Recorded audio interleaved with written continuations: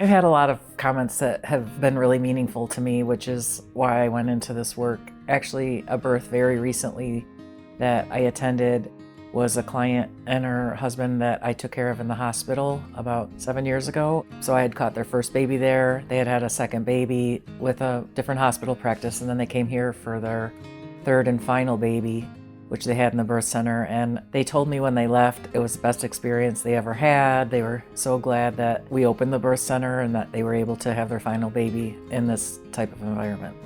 I have a lot of patients all the time to say how wonderful of experience that they had. They could never imagine that they could do something so naturally, and they didn't think they had it in them. And thanks to Willow and to the midwives, they were able to have a beautiful birth that they've always desired. I actually got a card from one of them that was really nice, and she had a lot of anxiety over this birth. And so it said that she was grateful that I listened to her and she talked, and I think I'm gonna cry because it was so sweet. But she was very grateful for her care. The one-on-one care, that's got to be the one thing that I hear a lot, is the personalized care that they get from each individual midwife. They develop a relationship and a rapport with them. And so it's more like coming in to visit a friend as opposed to coming into a doctor's office and having that 10 minutes of cold conversation and then leaving.